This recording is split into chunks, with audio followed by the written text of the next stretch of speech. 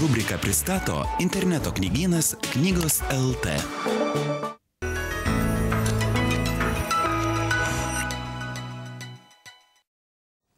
Dėkui, kad liekate su Labu rytu. Na, o kita mūsų viešnia yra knygų apžvalgininkė Agnė Mažeikytė. Labas rytas. Labas rytas. Jau tikriausiai žiūrovai ir jūs, manau, pastebėjo, jog LRT atsinaujino jo ženklas. Tai ta proga jums simbolinė dovanėlė.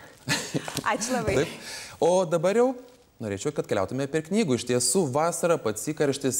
Puiku pasirinkti įdomią knygą, pavyzdžiui, kad ir atostogoms. Ką siūlot? Taip. Šįryt visos mano knygos ant šio stalo yra susijusios su kelionėmis ir alsuoja kelionių dvasia. Padės persikelti jums į kitas šalis ir pažinti naujus žmonės. Pirmoji mano šio ryto knygų vadinasi Savas Londonas. Tai yra pirmas 100% lietuviškas kelionių gidas po Jungtinės karalystės sostinę. Jis tiesiog privalomas kiekvienam, kuris išsiruošė į Londono olimpiadą palaikyti lietuvių sportininkų, kuriems beje visai neblogai sekasi. Gido autorė Vilma Anusaitė jau beveik 11 metų gyvena Londone ir šį miestą pažįsta kaip 5 savo pirštus.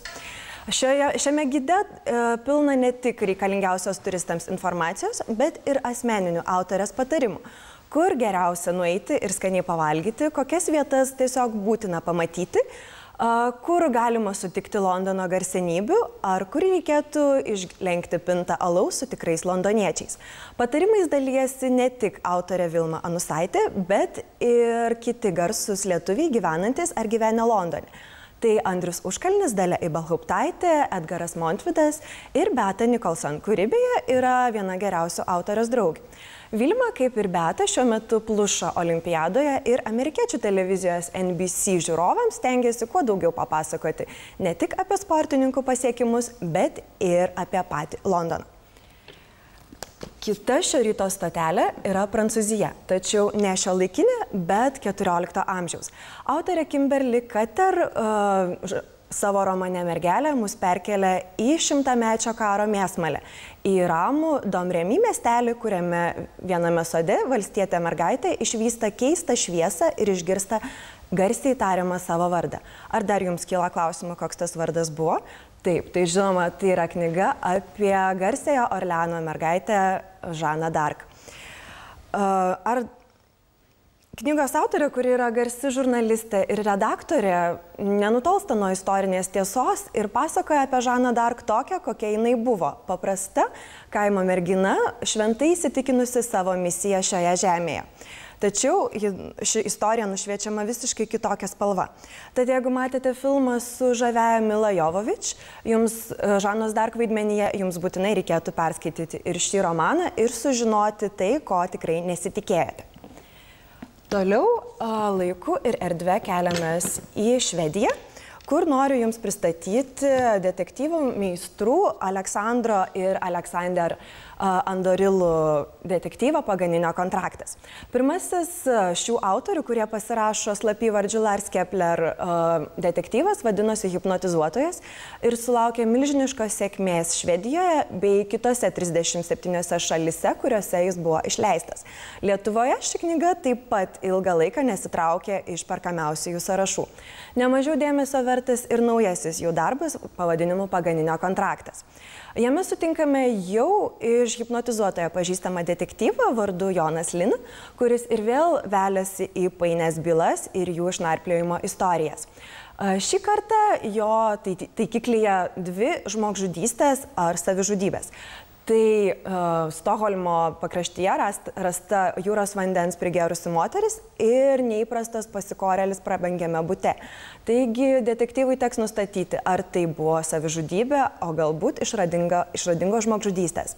Lars Kepler detektyvai leidžiami serijoje skandinaviško detektyvo Elitas, kurio autoriai pretenduoja į žymę Stigo Larsono įpėdinių vardą.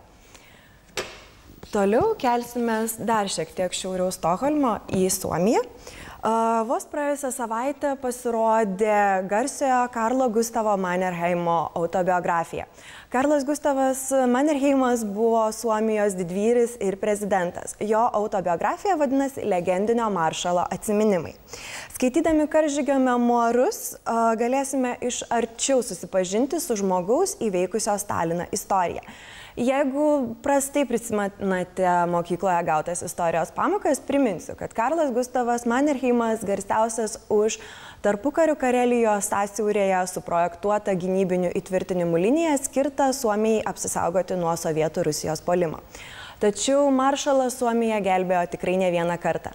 Todėl tikrai nekeista, kad iš 83 savo gyvenimo metų jis beveik 70 mečius buvo kariškis ir uoliai tarnavo tėvyniai.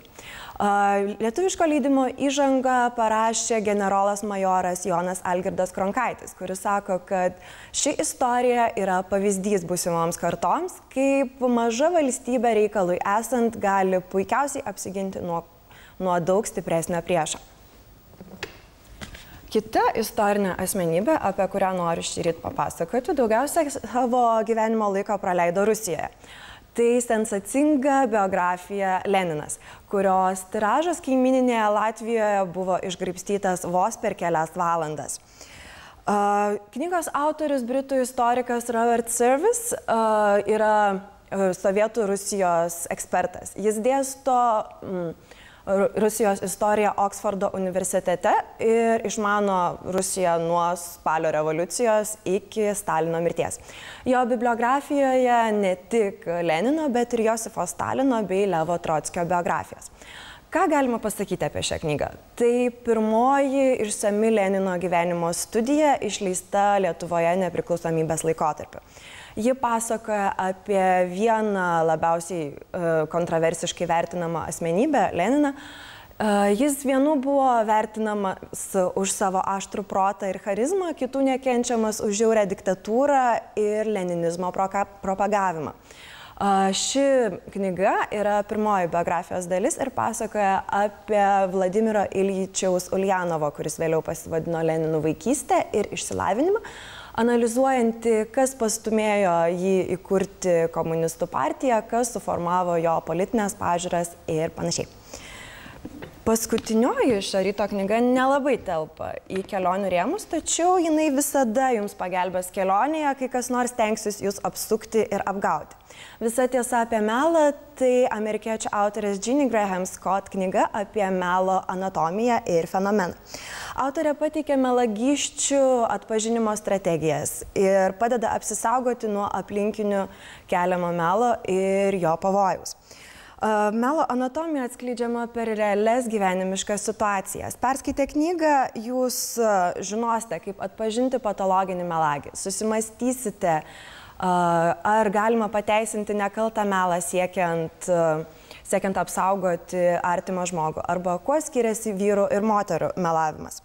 Taip pat galėsite atlikti testą, kuris padės jums sužinoti, ar dažnai meluojate. Žinoma, jeigu nemeluosite atsakinėdami į jo klausimus. Tai tiek naujienų šį rytą. Iš tiesų pavojinga knyga? Pavojinga, bet būtina perskaityti. Dėkui, Agne. Gražios dienos. Ačiū Jums. Visą gerą.